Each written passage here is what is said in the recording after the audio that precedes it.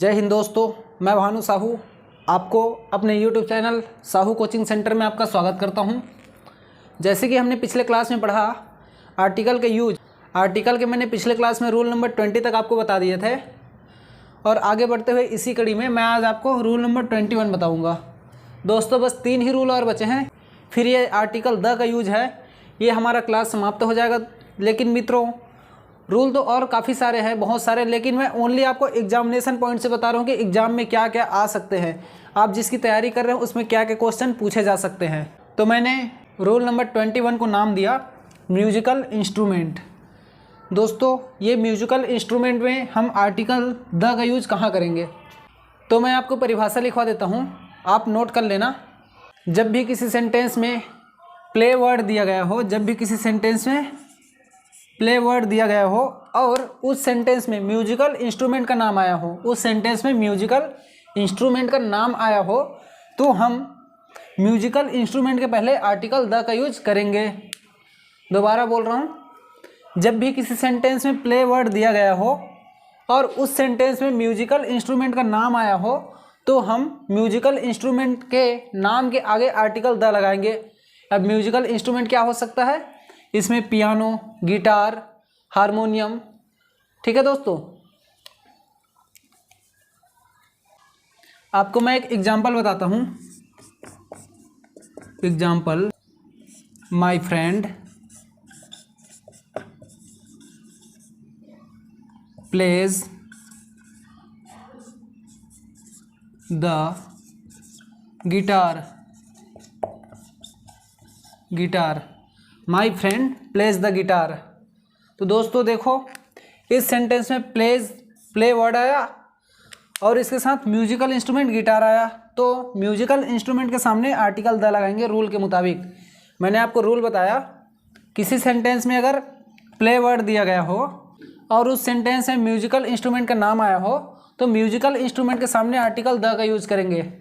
ठीक है दोस्तों, तो ये रूल के मुताबिक हमारा 100% राइट एग्जाम्पल है। दूसरा है, she plays the piano every evening.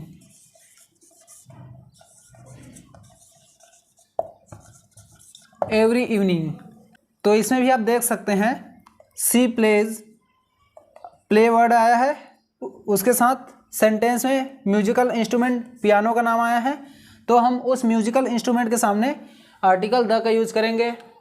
तो दोस्तों ये नियम तो आपने शायद पढ़े होंगे, या तो आपके टीचर बताए होंगे, या आप किसी वीडियो या किसी अन्य माध्यम से आपको पता होगा शायद किसी को।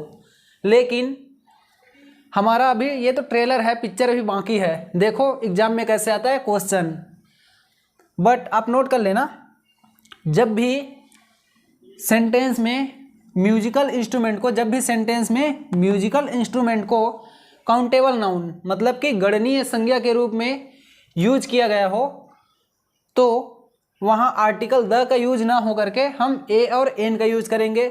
उसका अल्फ़ाबेटिक शब्द में आर्टिकल ए आता है या एन आता है, हम उस हिसाब से आर्टिकल ए और एन का यूज करेंगे। जैसे एग्जांपल बताता हूँ, आप नोट कर लेना इसको भी, ठीक है। Example, my friend has bought a guitar.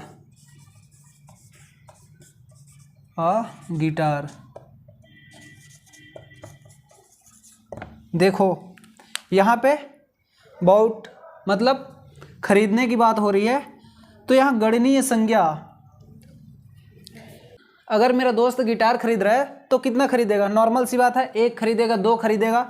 तो यहाँ आर्टिकल हमने यूज किया ए। ये जो आर्टिकल है ए, ये हमारा एक को शो कर रहा है, मतलब 1, मतलब ये कह रहा है कि मेरा दोस्त जो है वो गिटार खरीदा, तो कितना खरीदा, ए से 1, मतलब 1 को वह दर्शा रहा है। तो देखो यहाँ गणनीय संज्ञा के रूप में बात हुआ है, तो हम आर्टिकल द न लगा करके ए लगाए हैं।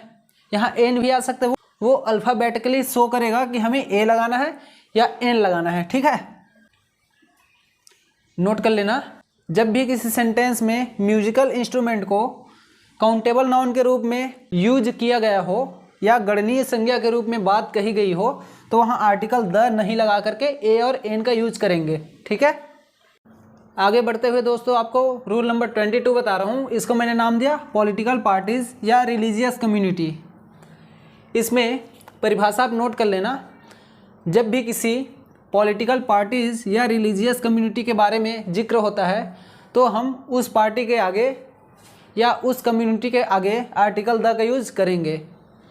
जब भी किसी पॉलिटिकल पार्टी या रिलीजियस कम्युनिटी के बारे में बात होता है तो हम उस पार्टी या कम्युनिटी के सामने आर्टिकल द का यूज़ करेंगे। एग्जाम्पल है द हिंदूज़,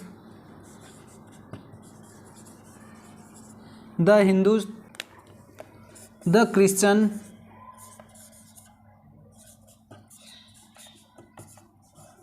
द क्रिश्चियंस या द सिख।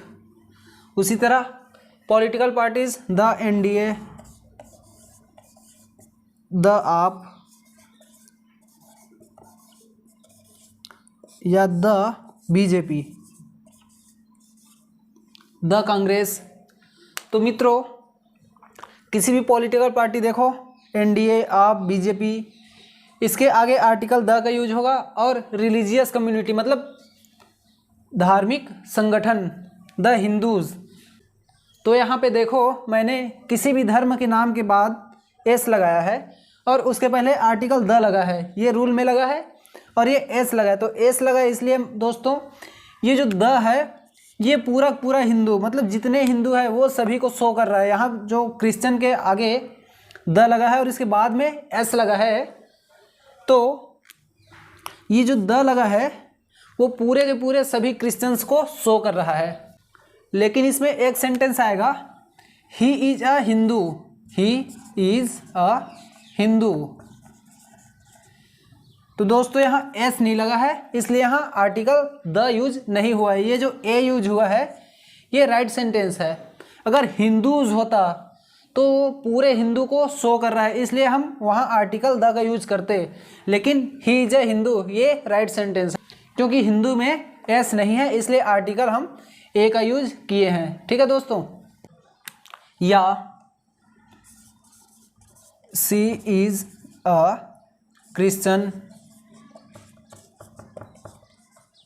क्रिश्चियन, यहाँ पे भी दोस्तों क्रिश्चियन में एस नहीं है मतलब वो किसी एक क्रिश्चियन को बोल रहा है या किसी एक फैमिली को बोल रहा है इसलिए हम आर्टिकल ए का यूज करेंगे। ये दोनों एक 100% राइट सेंटेंस है दोस्तों। अगर यहाँ डैश दिया है, आप एग्ज़ाम में कभी भी एग्ज़ाम दे रहे हो और यहाँ डैश दिया गया है तो इसमें आप दो चीज़ गौर करना कि पहली बात क्रिश्चियन जो किसी धर्म का नाम है उसके आगे एस लगा है नहीं लगा है। अगर एस लगा है तो सभी क्रिश्चियंस को शो करेगा इसलिए यहाँ आर्टिकल आपको द लगाना पड़ेगा। और यहाँ भी सेम उसी तरह अगर एस लगा हुआ है तो आर्टिकल द का यूज होगा। अगर एस नहीं लगा हुआ है वो सिंगुलर है वह प्लूरल नाउन नहीं है तो आर्टिकल ए का यूज करेंगे। ठीक है दोस्तों, हमारा अगला नियम है 23। मैंने इसको नाम दिया noun and noun. Noun and noun मतलब जब दो नाउन को एंड से जोड़ा जाता है तो दोस्तों ये एक रूल नहीं बोल करके हम इसे दो स्ट्रक्चर्स बोल सकते हैं। मैं आपको इसमें दो स्ट्रक्चर्स बताऊंगा। इस स्ट्रक्चर को बुक में बहुत ही कॉम्प्लिकेटली दिया रहता है जो आम देखने में इतनी आसानी से समझ नहीं आता। मैं इस स्ट्रक्चर को आपको सबसे आसान तरीके में बताने का प्रयास करूंगा। आप नोट कर लेना। परिभाषा सबसे पहले मैं आपको लिखवाता हूँ सभी रूल में, उसी तरह इसमें भी आपको बता रहा हूँ, नोट करना। जब दो नाउन को एंड से जोड़ा जाता हो, देखो जब दो नाउन को एंड से जोड़ा जा रहा हो तो अगर नाउन में वर्ब प्लूरल है तो उसका क्रिया कर्ता भी प्लूरल होगा। अगर वर्ब प्लूरल है तो उसका सेंटेंस में सब्जेक्ट भी प्लूरल होगा। वहाँ पे आर्टिकल दोस्तों दोनों जगह लगेगा, आपको बताऊंगा भी। और अगर हेल्पिंग वर्ब जो है वो सिंगुलर है तो वहाँ सब्जेक्ट भी सिंगुलर होगा, ये आप नोट कर लेना। अगर सेंटेंस में क्रिया प्लूरल हो, बहुवचन हो, तो कर्ता भी बहुवचन होगा। अगर कर्ता एक वचन है तो सब्जेक्ट भी बहुवचन होगा। इसमें आपको सबसे पहले मैं 2 एग्जाम्पल दे देता हूँ, dash noun and dash noun.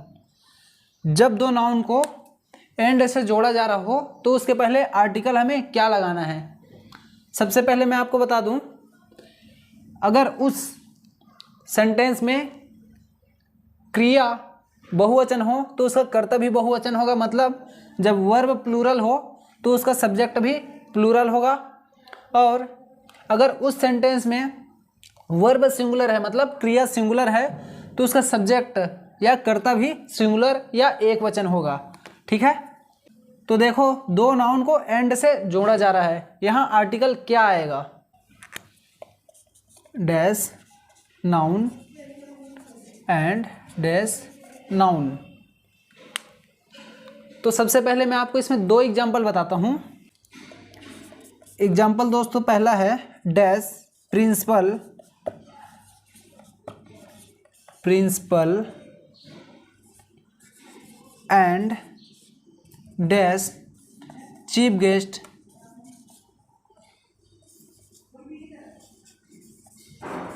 Guest have arrived, arrived. ठीक है दोस्तों, इसमें देखो डैश प्रिंसिपल, आपको मैंने पर्टिकुलर नाउन का नियम बताया था। पर्टिकुलर अगर कोई नाउन है तो हमेशा वहाँ आर्टिकल द लगेगा। ये जो प्रिंसिपल है वो तो एक ही होगा, प्रिंसिपल सारे लोग तो प्रिंसिपल नहीं होते हैं, प्रिंसिपल तो एक ही है। तो पर्टिकुलर बता रहा है कि प्रिंसिपल, किसी को अगर हम बोले कि प्रिंसिपल आया है तो उसको पता चल जाएगा कि प्रिंसिपल कौन है, क्योंकि प्रिंसिपल कोई पर्टिकुलर एक ही होगा, इसलिए यहाँ आर्टिकल द का यूज होगा। दूसरी बात मैंने आपको बताया, अगर कर्ता बहुवचन है तो क्रिया भी बहुवचन होगा, और कर्ता एक वचन है तो क्रिया भी एक वचन होगा। लेफ्ट का राइट कर दिया और राइट का लेफ्ट कर दिया। एंड चीफ गेस्ट, देखो चीफ गेस्ट मतलब कार्यक्रम में जो है वो प्रिंसिपल तो आया है, साथ में चीफ गेस्ट, अतिथि तो बहुत होते हैं लेकिन चीफ गेस्ट मुख्य अतिथि प्रोग्राम में एक ही होता है। तो मुख्य अतिथि भी एक पर्टिकुलर को शो कर रहा है कि जो आया है वो मुख्य अतिथि, वो चीफ मिनिस्टर कौन है वो सबको पता होगा कि मुख्य अतिथि कौन है, वो पर्टिकुलर किसी एक पर्सन को शो कर रहा है, इसलिए यहाँ भी आर्टिकल द का यूज होगा। ठीक है दोस्तों, दूसरा एग्जाम्पल मैं आपको बताता हूँ। दूसरा है dash principal and dash chief guest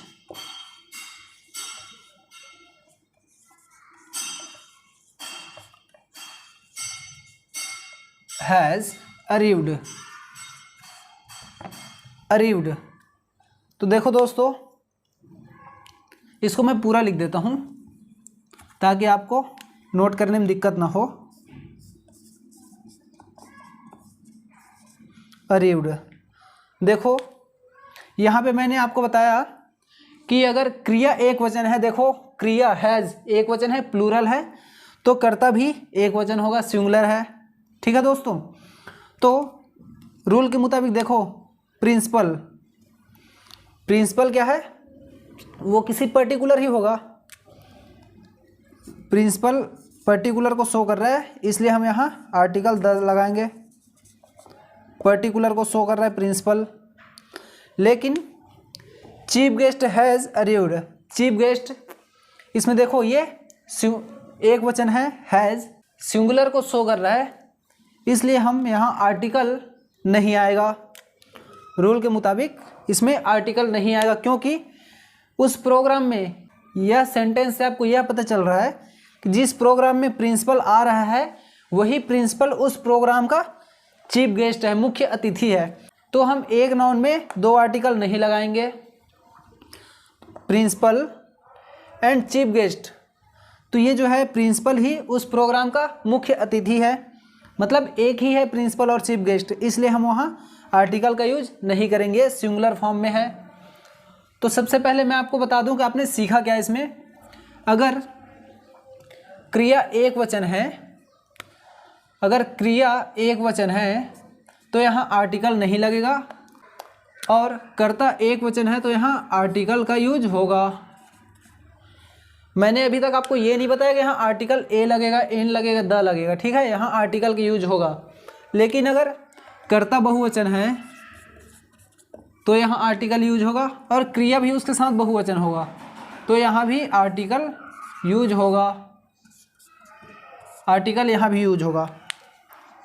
मतलब जब क्रिया एक वचन है तो इसमें कर्ता भी एक वचन ही होगा, तो क्रिया के सामने आर्टिकल नहीं लगेगा और कर्ता के सामने आर्टिकल लगेगा। उसी तरह अगर क्रिया बहुवचन है तो कर्ता भी उस सेंटेंस का बहुवचन होगा, तो उसमें क्रिया के सामने भी आर्टिकल लगेगा और कर्ता के सामने भी आर्टिकल लगेगा। तो दोस्तों आर्टिकल द का यूज जो है वो इसी के साथ समाप्त होता है। रूल तो बहुत सारे हैं, लेकिन मैं आपको ओनली एग्जामिनेशन पॉइंट से बताया, इसलिए ओनली 23 रूल को ही आपको बताया। लिस्ट तो बहुत ही लंबी है मेरे पास, और उसी के साथ मैं आपको पूरा ग्रामर, दोस्तों अगर जो मैं आपको कोर्स दे रहा हूँ, ये कोर्स अगर आप किसी एकेडमी से खरीदोगे तो आपको या तो 999 का मिलेगा या तो 1499 का। दोस्तों ये प्राइस मिलता है, ये कोर्स जो मैं आपको फ्री बता रहा हूँ। और YouTube में आपको बहुत ही सारे टीचर मिल जाएंगे, लेकिन वो एग्जामिनेशन पॉइंट से आपको इतना अच्छा से तैयारी नहीं कराएगा। तो दोस्तों मैं भानु साहू आपका बहुत बहुत धन्यवाद करता हूँ, और आपसे आशा करता हूँ कि आप मेरे इस चैनल में जुड़े रहेंगे और अपने दोस्तों, रिश्तेदारों या मित्रों को भी आमंत्रित करेंगे। धन्यवाद।